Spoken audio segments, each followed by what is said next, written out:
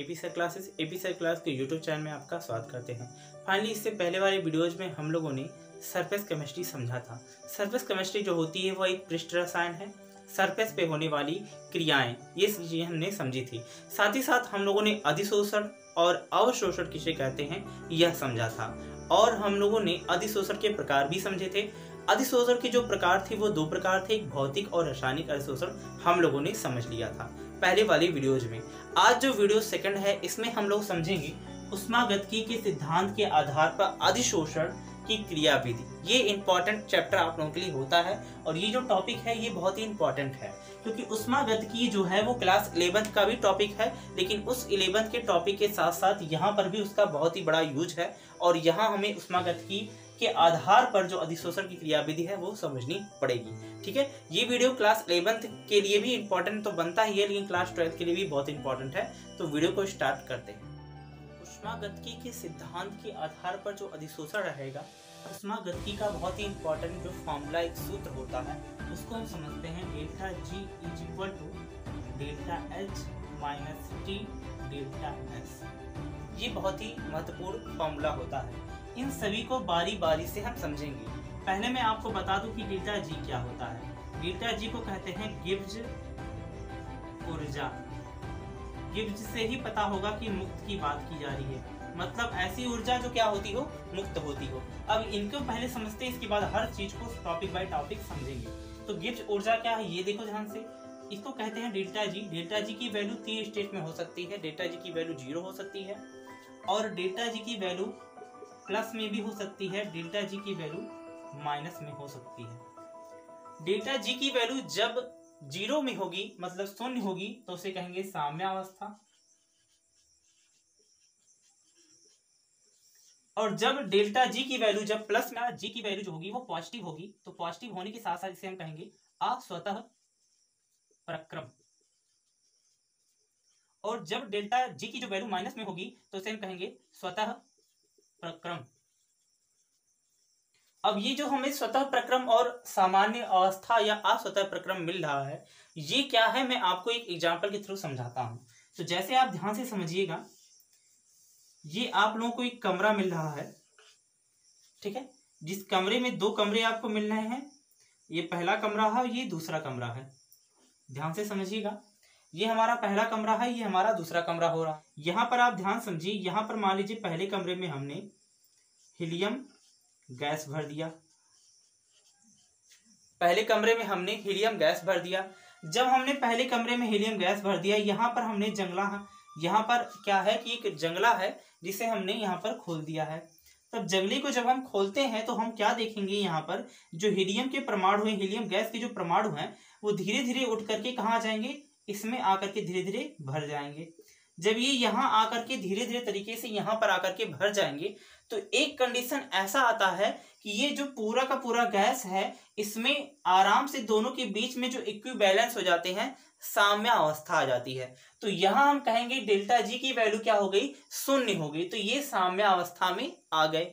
लेकिन अब क्या होता है, शुरुआती समय में जब हम इसे जैसे ही हम यहाँ पर जंगली को खोलते हैं तो शुरुआती समय में इसके अंदर के छोटे छोटे मॉलिक्यूल्स वो धीरे धीरे यहाँ पर जाना शुरू करेंगे। तो स्वतः ही, नाम से ही पता है, स्वयं जाना, स्वतः ही जाना। तो स्वतः ही जो हीलियम के परमाणु होंगे वो आराम से निकल करके इसमें जाना प्रारंभ कर देंगे। तो स्वयं ही हीलियम के परमाणु इसमें से निकल करके इसमें जा रहे हैं तो वो क्या कहलाएगा, जहां पर उसकी गिब्ज ऊर्जा की वैल्यू जो होगी वो निगेटिव होगी और उसे कहेंगे स्वतः प्रक्रम। अब अगर जो मान लीजिए हमने यहाँ पर आए हुए हीलियम के परमाणु को किसी एक परमाणु को पकड़ा और उसी एक परमाणु को यहां से ला करके इसमें हमने एंटर कराया, तो ऐसा तो नहीं है ना कि हमने एक परमाणु को पकड़ा तो उसके पीछे जितने भी परमाणु थे सभी इसी खाने में आ गए, पहले कमरे में आ गए। ऐसा तो नहीं है ना कि यहां से निकल करके पूरे पहले कमरे में ही आ गए, ऐसा नहीं है, क्योंकि उसके एक ही प्रकार के एक ही कण को हम लेकर आ रहे हैं ना। तो इसी प्रक्रम को कहेंगे अस्वतः प्रक्रम। तो फाइनली आप इस चीज को समझ ही गए होंगे कि स्वतः प्रक्रम और अस्वतः प्रक्रम क्या है। इस चीज को प्रैक्टिकली थोड़ा और अच्छे से समझिएगा। जैसे कि एग्जांपल के रूप में जब हम अगरबत्ती को जलाते हैं, अगरबत्ती के धुएं जो होंगे वो निकल करके पूरा वायुमंडल में फैलेंगे। मान लीजिए कमरे में हमने अगरबत्ती को जलाया तो धीरे धीरे उसकी धुएं जो है वो फैल करके पूरे कमरे में भर लेंगे। लेकिन अगर जो वही जो सतह है, क्योंकि हमने जैसे ही अगरबत्ती के धुआं हुआ, वो धुआं पूरा क्या हुआ, कमरे को कवर कर लिया, ठीक है, तो वो सतह हुआ, स्वयं हुआ। लेकिन अगर जो उसी धुएं को उठा करके एक बोतल में हम भरना चाहे तो क्या सारे धुएं को हम एक बोतल में भर लेंगे? सारे धुएं को एक बोतल में नहीं भर पाएंगे, लेकिन उसके एक मॉलिक्यूल्स को पकड़ेंगे। मान लीजिए हमने अगरबत्ती के एक मॉलिक्यूल्स जो धुआं था उसको, एक मॉलिक्यूल्स को पकड़ा, उसके बाद ला करके हमने पूरा भर दिया, तो ऐसा नहीं हो पाएगा ना, क्योंकि किसी एक मॉलिक्यूल्स को ला करके उसकी बोतल में ढलना मतलब बड़ी बात होगी, नहीं हो पाएगा। तो वहां हम उसे नहीं कहेंगे, उसे अस्वतः प्रक्रम कहते हैं। तो फाइनली ये चीज तो समझ ही गए हैं आप कि भाई स्वतः प्रक्रम और अस्वतः प्रक्रम क्या है। एक बार मैं पुनः आपको बता देता हूं कि स्वतः प्रक्रम और अस्वतः प्रक्रम क्या होते हैं। जैसा कि अभी आप देख पा रहे हैं, ठीक है, ये मान लीजिए मैंने कहा खिड़की अभी बंद है, अभी खिड़की को मैंने जैसे ही चालू किया तो यहाँ हीलियम के परमाणु आएंगे, तो स्वयं अपनी इच्छा से हीलियम के परमाणु इसमें आकर के भरेंगे, तो ये कौन सा प्रक्रम होगा? स्वतः प्रक्रम। ठीक, अब यहाँ पर क्या होगा, एक कंडीशन ऐसा आएगा कि इसके जो मॉलिक्यूल्स हीलियम के मॉलिक्यूल्स है, वो हीलियम के मॉलिक्यूल्स इस वाले कमरे में ही जितने इस कमरे में उतने इस कमरे में हो जाएंगे, तो दोनों का बैलेंस क्या होगा? 0 होगा, शून्य होगा, समान होगा, तो उसे कहेंगे साम्यावस्था। अब एक कंडीशन ऐसा है कि इसमें से जो निकला हुआ जो भी हीलियम के एक परमाणु को पकड़िए, किसी भी हीलियम के एक परमाणु को, तो एक परमाणु को उठाकर यहाँ लाना पड़ रहा है दूसरे पहले कमरे के लिए, तो यहाँ में लेकर के इसके परमाणु को आएगा, तो अस्वतः प्रक्रम, तो ये कहलाएगा अस्वतः प्रक्रम और ये हमारा कहलाएगा स्वतः प्रक्रम। तो ये चीजें आप गति के समीकरण पर एक बार पुनः हम आते हैं, जिसका समीकरण था delta G is equal to delta H minus T delta S. यहाँ पर अभी हम लोगों ने समझा डेल्टा जी को, जो हम लोगों ने समझा जिसे कहते हैं गिब्स ऊर्जा, इस चीज को हम लोगों ने समझा। यहाँ पर जो डेल्टा एच आपको मिल रहा है जिसे बोलते हैं एंथैल्पी, एंथैल्पी बोलते हैं, ठीक है। एंथैल्पी भी एक प्रकार की हमारी क्या है, ऊर्जा है। और जो आपको टी मिल रहा है जिसे बोलते हैं तापमान, और डेल्टा एस जो आप लोगों को मिल रहा है जिसे बोलते हैं एंट्रोपी, एंट्रोपी जिसकी इंग्लिश होती है ENTROPY, एंट्रोपी, ठीक है। तो अब हम लोग बारी बारी से हर टर्म को समझने की कोशिश करते हैं। अभी हम लोगों ने गिब्स ऊर्जा समझा, फिर हम लोग एंट्रोपी समझते हैं, फिर और भी टॉपिक जो है वो समझते हैं। तो जो एंट्रोपी आप लोगों को मिल रहा है, मतलब डेल्टा एस जो आप लोगों को मिल रहा है जिसे बोलते हैं एंट्रोपी, एंट्रोपी जो एक है वह क्या है, वह एक बिखराव का मापक है, ठीक है। क्या है एंट्रोपी? बिखराव का मापक है।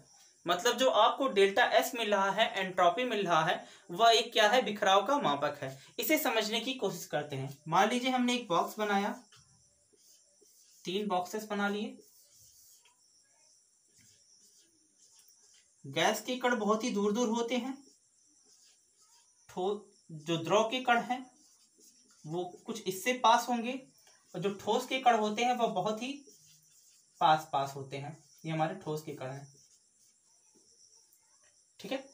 अगर मैं आपसे पूछूं कि कोई भी वस्तु अगर जो गैस में है और गैस से फिर द्रव में पहुंची, और फिर मैंने कहा द्रव से गैस में, और मैंने कह दिया ठोस से द्रव में, और द्रव से ठोस में पहुंची, तो ध्यान से समझिएगा जो हमारा एंट्रोपी है वो कैसे हम इसे फाइंड कर सकते हैं। तो अगर मेरी कहने का मतलब एंट्रोपी जो आपको शब्द मिल रहा है वो बिखराव से मिल रहा है। मतलब आप किस में बिखराव सबसे ज्यादा देख रहे हैं? आप गैस में सबसे ज्यादा बिखराव देख रहे हैं, फिर आपको द्रव में बिखराव दिख रहा है, और ठोस में आपको बिखराव कम मात्रा में देखने को मिल रहा है। तो अगर जो कोई भी चीज गैस से द्रव में है, गैस से द्रव में, ध्यान समझिएगा, गैस से द्रव में, तो क्या बिखराव अधिक हो रहा है या बिखराव कम हो रहा है? तो ध्यान समझिएगा, एंट्रोपी का मान वही होगा, जहां पर बिखराव अधिक होगा एंट्रोपी उतनी ही अधिक होगी, जहां पर बिखराव कम होगा एंट्रोपी उतनी ही कम होगी। तो मेरे कहने का मतलब ये है कि आप देख रहे हैं गैस से जब आप द्रव में जाओगे तो बिखराव आपको कम मिलेगा, तो बिखराव कम मिलेगा, मतलब डेल्टा एस की जो वैल्यू होगी वो क्या मिलेगी, निगेटिव मिलेगी। निगेटिव मिलेगी मतलब इसका जो एंट्रोपी का वैल्यू होगा, एंट्रोपी की वैल्यू वो कम आएगी। ठीक है, ऐसे ही मैं बात करूं अगर जो द्रव से आप गैस में जा रहे हो, द्रव से गैस में जा रहे हो तो बिखराव अधिक हो रहा है, क्योंकि देखो इसके मॉलिक्यूल्स छोटे छोटे मॉलिक्यूल्स बने थे, अब यहां पर तो दूर दूर हो जाएंगे। तो जब आप द्रव से गैस में जाते हो तो बिखराव अधिक होता है, बिखराव अधिक होता है तो जो डेल्टा एस की वैल्यू होती है वो पॉजिटिव हो जाती है। अब आपको बातें समझ में आ रही होगी। और अगर जो ठोस से आप द्रव में जाते हो, ठोस से द्रव में जाते हो तो ध्यान समझिएगा, ठोस के मॉलिक्यूल्स बहुत ही जटिलता के साथ बंधे होते हैं द्रव की अपेक्षा। तो ठोस से जब हम द्रव में आते हैं तो क्या बिखराव अधिक हो रहा है, बिखराव अधिक हो रहा है, तो बिखराव अधिक होगा तो डेल्टा एस की वैल्यू क्या होगी, पॉजिटिव होगी। लेकिन अगर जो हम लोग द्रव से गैस में जाते हैं, द्रव से फिर हम लोग ठोस में जा रहे हैं, द्रव से ठोस में जाएंगे, तो द्रव से जब हम लोग ठोस में जाते हैं तो जो बिखराव है वो कम हो रहा है ना, मतलब उसकी वैल्यू क्या होगी, निगेटिव हो, डेल्टा एस की वैल्यू निगेटिव होगी। तो फाइनली अभी ये चीजें हम लोगों ने समझा। एक और भी टर्म से आपको मैं समझाने की कोशिश करता हूं बाबू। अगर जो हम लोग ठोस से गैस में जा रहे हैं तो बिखराव अधिक होगा, तो एंट्रोपी की वैल्यू क्या होगी, अधिक होगी। और अगर जो मैं गैस से ठोस में जा रहा हूं तो एंट्रोपी का मान क्या होगा, घटेगा। तो ये समझ लो इस तरीके से, एंट्रोपी का मतलब ये समझ लो बिखराव से। तो मेरे कहने का मतलब है जहां बिखराव अधिक होगा वह एंट्रोपी का मान अधिक होगा, जहां बिखराव कम होगा वह एंट्रोपी। हम लोगों ने जो एंट्रोपी था वह तो समझ लिया, अब इसको हम लोग अधिशोषण से जोड़ के समझते हैं। मतलब अधिशोषण, अधिशोषण की बात करें तो मैंने आपको पहले बताया था ये कोई सरफेस है, ध्यान से समझिएगा ये जो टॉपिक हम बता रहे हैं ये क्या है। ठीक है, अगर जो ऊपर से कोई कण आता है तो वो क्या होता है, इसके ऊपर आकर के बैठा है, जो कण आता है उसे कहते हैं अधिशोष्य, और जिस पर बैठता है जो कण उसे शोषित कराता है तो उसे कहते हैं अधिशोषण, अधिशोषक। ये कण कहलाता है अधिशोष्य और ये कहलाता है अधिशोषक।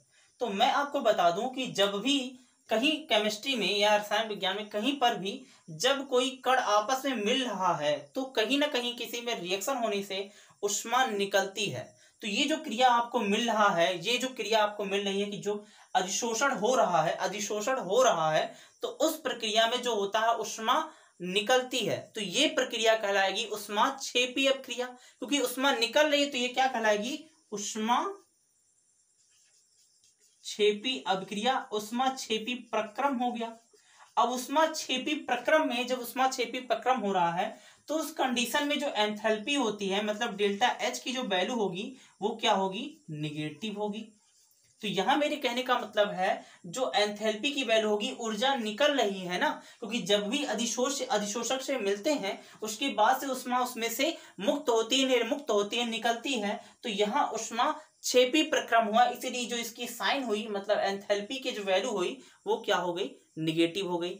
इस चीज को एंट्रोपी से समझने की कोशिश करते हैं, एंट्रोपी से समझने की कोशिश करते हैं। तो एंट्रोपी के लिए की बात की जाए अगर जो, तो ध्यान से समझिएगा, क्योंकि अभी ये जो कण है ये जब स्पेस में है तो बिखराव ज्यादा। जो अधिशोष्य के कण है, ध्यान से समझिएगा, अधिशोष्य के जो कण है उनमें जब बाहर रहेंगे, अभी जुड़े हुए नहीं है, तो उनमें बिखराव ज्यादा। अब जब ये कण आपस में आ करके धीरे धीरे इसके ऊपर क्या होंगे, बैठ जाएंगे, तो उनका जो सरफेस होगा वो क्या होगा, कम हो जाएगा। मतलब उनके कणों के बीच का जो बिखराव होगा वो क्या होगा, कम हो जाएगा। मैंने आपको एंट्रोपी में यही बात बताई है कि डेल्टा एस में मैंने आपको यही बात बताई है कि जिसमें बिखराव अधिक होगा उसकी एंट्रोपी भी उतनी ही अधिक होगी, जिसमें बिखराव कम होगा उसकी एंट्रोपी उतनी ही कम होगी। ये बात मैंने आपको बताया है। तो ध्यान से समझिएगा, जो एंट्रोपी है ऊपर बिखराव ज्यादा यहाँ आपको मिलेगा, तो बिखराव ज्यादा है तो यहाँ पर पहले जब शुरुआती समय रहता है, अधिशोष के कण जो होते हैं जब अधिशोषक पे आते हैं, जो अधिशोष के कण जब अधिशोषक पे आते हैं उस कंडीशन में जब अधिशोष के कण बाहर रहते हैं तो उनमें बिखराव ज्यादा होता है। लेकिन जैसे ही ये कण जब आपस में यहाँ पर आकर के बैठ जाते हैं, सरफेस पे अपना घेरा बना लेते हैं, सरफेस पे आकर बैठ जाते हैं, तो बैठने के बाद उनका जो घेराव है वह क्या होगा, बिखराव जो हो जाता है वो कम हो जाता है। जब बिखराव कम हो जाता है तो एंट्रोपी का जो वैल्यू है वो क्या होगा, निगेटिव होगा। तो यह भी हमारा एक प्रकार का ऊष्माक्षेपी है, मतलब ऊष्मागतिकी के नियम का ये पालन कर रहा है। तो यहाँ पर आपको ये चीजें समझ में आ गई हैं कि जो डेल्टा जी और delta H minus delta T, T का मतलब होता है तापमान यहाँ पर, और डेल्टा एस का मतलब एंट्रोपी हो गया। तो ये चीजें आपको मिली। अभी तक हम लोगों ने ये सब बात तो कंफर्म समझ ही लिया है कि जो ये इक्वेशन था, इस इक्वेशन से हमने ये समझा कि जो अधिशोषण के लिए एंथैल्पी की जो वैल्यू होती है, मतलब डेल्टा एच की जो वैल्यू होती है वो निगेटिव मिली। और ऐसे ही बात करें अगर जो डेल्टा एच की वैल्यू मतलब एंट्रोपी की वैल्यू वो भी हमें निगेटिव मिली। तो यहाँ अगर जो उस इक्वेशन की तरह से उस इक्वेशन का पालन करते हुए हम इस चीज को यहाँ लागू करें तो क्या होगा, फाइनली ध्यान से समझिए। तो delta G is equal to delta H minus delta T delta S. तो यहाँ पर आप अगर जो इनके साइन के बारे में बात करें, अगर जो हम इनके साइन के बारे में बात करें, तो यहाँ पर अगर जो हम इनके साइन के बारे में बात करें तो यहाँ ध्यान समझिए, इसकी वैल्यू निगेटिव है तो इसकी वैल्यू निगेटिव रखी जाए, और यहाँ इसकी वैल्यू जो है वो निगेटिव रखी जाए। तो यहाँ क्या देखोगे आप, delta G is equal to equation मिलेगा माइनस डेल्टा एच, यहाँ पर माइनस माइनस प्लस हो जाएगा टी डेल्टा एस, ये वैल्यू आपको मिलेगी। इस वैल्यू को हम और भी डिटेल्स में समझें तो यहाँ पर आप देख सकते हो, यहाँ मैं आपको एक चीज अच्छे से बताऊं, यहाँ केस के तरीके से बता दूं। तो यहाँ केस फर्स्ट में क्या होगा, ध्यान से समझिए। इस चीज को हम यहाँ समझते तो केस में हमें ये मिल रहा है कि जो डिपेंडिंग है, अगर जो इस डेल्टा जी मतलब गिब्स ऊर्जा अगर जो डिपेंड है तो ये दोनों के बराबर में। तो यहाँ पर तीन कंडीशन है कि delta H is equal to T delta S. तो टी की वैल्यू तो टेम्परेचर है वो अलग ही बात करते हैं, यहाँ टी डेल्टा एस यहाँ लिख सकते हैं टी डेल्टा एस की वैल्यू।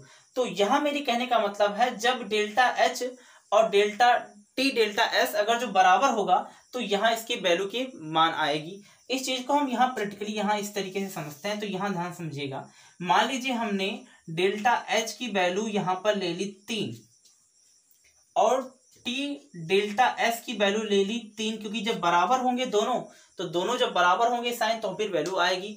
तो यहाँ पर जो डेल्टा जी वैल्यू लोगे आप वहां वैल्यू में रखोगे डेल्टा जी की वैल्यू अगर जो ज्ञात करना है तो यहाँ आप 3 रखोगे तो -3 और +3 तो बराबर आपको 0 मिलेगा। तो यहाँ पर जो डेल्टा जी की वैल्यू आएगी वो क्या आएगी, 0। और 0 जब डेल्टा जी की वैल्यू आती है तो कौन सी अवस्था होती है, साम्य अवस्था। आपको कंफर्म समझ में आ रहा होगा कौन सी अवस्था होगी, साम्य अवस्था। ठीक है, तो ये बात आप कंफर्म समझ ही रहे होंगे। ऐसे ही बात करें अगर जो सेकंड केस की, तो केस सेकंड में आप देख रहे हैं अगर जो डेल्टा एच की वैल्यू जो है वो ज्यादा हो टी डेल्टा एस से। कैसे हो, यहां समझिए ध्यान से। मान लीजिए डेल्टा एच की जो वैल्यू है थोड़ा सा ज्यादा ले लेते हैं, यहां रख लेते हैं 4, और यहां पर डेल्टा जो टी डेल्टा एस की जो वैल्यू है वो ले लेते हैं 3। तब यहाँ पर हम अगर जो इक्वेशन में रखेंगे डेल्टा जी की वैल्यू फाइंड करने के लिए, तो यहाँ जो एच की वैल्यू रखेंगे ये -4 होगा और प्लस करके यहाँ पर हो जाएगा 3। और जब इसमें से आप इसको घटाएंगे तो साइन क्या आएगी, निगेटिव आएगी, निगेटिव का 1 आएगा। और डेल्टा जी की वैल्यू जब मैंने आपको बताया था डेल्टा जी की वैल्यू अगर जो निगेटिव आ रही है तो कौन सा प्रक्रम कहलाएगा, आपको मैंने बताया था स्वप्रक्रम कहलाएगा। तो वह क्या कहलाएगा, स्वप्रक्रम, स्वतः प्रक्रम, स्वतः प्रक्रम कहलाएगा। तो ये बातें आपने समझी। और जो हमारा थर्ड केस होगा वो क्या होगा, ध्यान से समझिए। थर्ड केस को मैं यहाँ लिख दे रहा हूं। अगर जो हमारा केस थर्ड होगा तो वो क्या होगा, ध्यान से समझो। अगर जो डेल्टा एच की वैल्यू है वो कम हो टी डेल्टा एस से, मतलब जो डेल्टा एच की वैल्यू जो आपको मिल रही है ये कम हो और टी डेल्टा एस की वैल्यू क्या हो, ज्यादा हो। इस चीज को यहां से समझते हैं। तो जो डेल्टा, यहां पर ध्यान से समझिएगा, डेल्टा यहां समझ लीजिए, यहां पर समझा दे रहा हूं। अगर जो डेल्टा एच की वैल्यू जो है, ठीक है, वो हमने 3 ले लिया और इसकी वैल्यू हमने टी और डेल्टा एस की वैल्यू हमने 4 ले लिया, तो यहां पर आप देखोगे कि डेल्टा जी की वैल्यू जो होगी वो अब यहां पर साइन में रख लीजिए। तो यहां पर आपको मिलेगा -3 और यहां पर मिलेगा +4। तो जब इसमें से इसको घटाएंगे तो यहाँ साइन आपको क्या मिलेगा, +1 मिलेगा। तो प्लस का जो 1 आपको मिल रहा है यहाँ पर वो क्या मिल रहा है, डेल्टा जी की वैल्यू जो हो रही है वो पॉजिटिव हो रही है। जब डेल्टा जी की वैल्यू जो होती है वो पॉजिटिव होती है तो उसे कहते हैं अस्वतः प्रक्रम। ठीक है। जब डेल्टा जी की वैल्यू जो होती है वो पॉजिटिव होती है तो उसे कहते हैं अस्वतः प्रक्रम। तो फाइनली ये केसेस जो मैंने आपको बताए अभी समझाए, ये केसेस तो आपको समझ में अच्छी तरीके से आ गई होगी। अब इस चीज को हम लिख करके अच्छे तरीके से समझते हैं। ये समझी है उसको हमने एक थियोरेटिकल रूप में यहाँ पर लिखा है, उस चीज को पढ़ते हैं और समझने की कोशिश करते हैं। यहाँ पर मैंने लिखा है अधिशोषण होने पर पृष्ठ जो है ऊर्जा के मान में सदैव कमी आती है। तो ये बातें आपको पता है, मैंने बताया था कि जब अधिशोषण हो जाता है तो क्योंकि ऊष्मा निकलती है, ऊष्मा क्षेपीय प्रक्रिया आगे भी बढ़ते हैं जो कि ऊष्मा के रूप में मुक्त होती है। तो यहाँ पृष्ठ ऊर्जा में कमी क्यों आती है? क्योंकि वो ऊष्मा के रूप में मुक्त होती है, अर्थात अधिशोषण एक ऊष्मा क्षेपी प्रक्रम है। तो ये बातें आप समझी गए हैं, क्योंकि डेल्टा एच की वैल्यू क्या होती है? निगेटिव होती है, माइनस होती है। ठीक है, क्योंकि यहाँ पर जो एंथैल्पी की वैल्यू होती है वो क्या होती है? माइनस होती है। ठीक है, यहाँ सेकंड जो टॉपिक ये है कि जो अधिशोषण होने पर जो एंट्रोपी का जो मान होता है वो घटता है। मैंने ये बातें आपको बताई है अभी तुरंत, जैसे मैंने आपको समझाया कि जब अधिशोषण की क्रिया हो जाती है, क्योंकि सरफेस पे रहते हैं फिर अधिशोषित होते हैं तो उनका बिखराव कम हो जाता है, तो डेल्टा एस की वैल्यू जो होती है वो निगेटिव आती है, क्योंकि बिखराव कम होता है, जैसा मैंने आपको बताया है। ठीक है, और यहाँ पर ध्यान समझिए जो तीसरा है, स्वतः प्रक्रम हेतु डेल्टा एच को पर्याप्त ऋणात्मक होना पड़ेगा। यहाँ कहने का मतलब है जब स्वतः प्रक्रम होगा, स्वतः प्रक्रम के लिए डेल्टा एच की जो वैल्यू होती है वो निगेटिव होती है। अभी मैंने आपको बताया है, वह एग्जाम्पल की तरह से भी समझाया। ठीक है, ताकि वह जो डेल्टा एस से ज्यादा हो सके। तो यहाँ जब स्वतः प्रक्रम अगर जो होगा तो स्वतः प्रक्रम के लिए मैंने आपको बताया था कि जो डेल्टा एच की वैल्यू होगी वो क्या होगी? ऋणात्मक होनी पड़ेगी। डेल्टा एच की जो वैल्यू है वो पर्याप्त मात्रा में होना पड़ेगा, ताकि जो डेल्टा एस से ज्यादा हो, मतलब इसकी वैल्यू से ज्यादा हो, तो यहाँ निगेटिव होगी। तो डेल्टा एच के टी डेल्टा एस के बराबर होने पर साम्य स्थापित हो जाता है। ये बातें आपको मैंने बताई है कि अगर जो डेल्टा जी की वैल्यू 0 होगी तो साम्य अवस्था होगा, डेल्टा जी की वैल्यू अगर जो प्लस में होगी तो आपको पता है स्वतः प्रक्रम होगा, और अगर जो डेल्टा जी की वैल्यू निगेटिव होगी तो निगेटिव होने के बाद वह क्या होता है? स्वतः प्रक्रम कहलाता है। तो फाइनली आज की वीडियो में हमने आपको जो ऊष्मागतिकी के सिद्धांत के आधार पर अधिशोषण की क्रिया भी समझा दी है। वीडियो आपको अच्छा लग रहा हो अगर जो, तो प्लीज वीडियो को लाइक कीजिएगा, चैनल को सब्सक्राइब कीजिएगा और बेल आइकन को जरूर प्रेस कीजिएगा, क्योंकि वीडियो बनाने में बहुत ही मेहनत लगते हैं। जो वीडियो मैं अभी शूट कर रहा हूँ ये तकरीबन 11 से 12 बजे शूट कर रहा हूँ। तो फाइनली आप समझ सकते हैं कि एक टीचर आपके लिए कितना मेहनत करता है, और उसको सपोर्ट करना ही आपकी दायित्व बनती है, क्योंकि टीचर आपसे कुछ नहीं ले रहा है, फ्री ऑफ कॉस्ट हर चीजें आपको अवेलेबल करा रहा है, दे रहा है। सिर्फ आपसे इतनी सी मांगता है, इतनी चीजें कहता है कि आप चैनल को सब्सक्राइब कर लीजिए और एक लाइक का बटन दे दीजिए, एक खूबसूरत सा कमेंट कर दीजिए। यही चीजें आपसे टीचर सिर्फ मांग रहा है और कोई भी चीजें नहीं कर रहा है। तो इतना काम आप कर दिया कीजिए जिससे हम लोग का उत्साह बढ़ा रहे, और आपको मैं नेक्स्ट वीडियो और धीरे धीरे जितनी भी वीडियो है सब अपलोड करके देता रहूं।